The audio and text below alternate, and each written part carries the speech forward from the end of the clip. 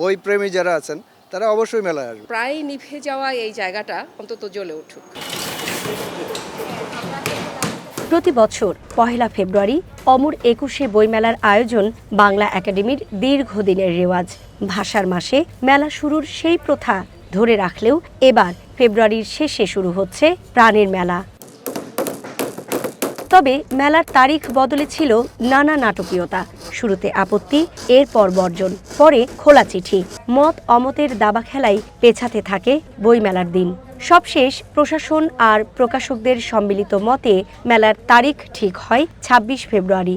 বই বিক্রির একটু হেরফের হবে, তবে আবার মিরাকেল তো বলা যায় না। এই দেশের অনেক কিছুই তো আমরা একটা সম্ভাবনাও তো অনেক কষ্টের মধ্যেও অনেক ঝঞ্ঝাটের মধ্যেও কিন্তু সম্ভাবনা আমরা বাংলাদেশে দেখতে পাই।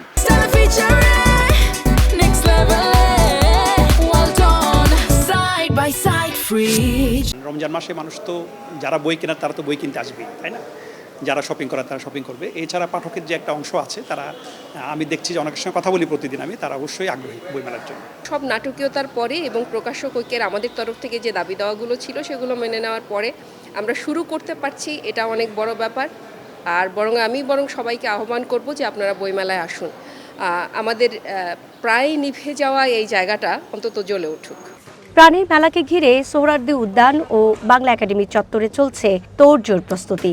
হাতুড়ি পেরেকের শব্দ, রং তুলির আস্তর আর কর্মীদের দিনরাত পরিশ্রম। নানা শঙ্কা থাকলেও সবার প্রচেষ্টায় এবারের বইমেলাও প্রাণবন্ত হয়ে উঠবে বলে জানান বাংলা একাডেমির এই কর্মকর্তা।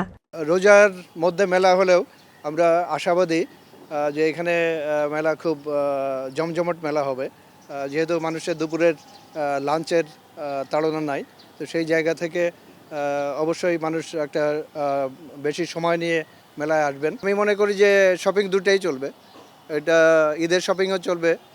বই প্রেমী যারা আছেন তারা অবশ্যই মেলায় আসবেন এবং বই কিনবেন, প্রিয়জনকে বই উপহার দেবেন, নিজের সংগ্রহে রাখবেন। তবে মেলায় পাঠকদের উপস্থিতি নিয়ে উদ্বেগ জানালেন প্রকাশকদের অনেকেই। একদিকে রোজা, অন্যদিকে অগোছালো অবস্থা। লাভের খাতায় শূন্য পেলেও প্রাণের মেলায় অংশ নেওয়াটাই মুখ্য বলছেন তারা। বইমেলাটা তো বই বিক্রির চেয়েও এটা আসলে আলু পটলের বাজার না। হ্যাঁ, বই আমাদের অনুভূতির জায়গা এবং বই নিয়ে যারা কাজ করে তারা অতটা লাভের আশা মূলত করে না।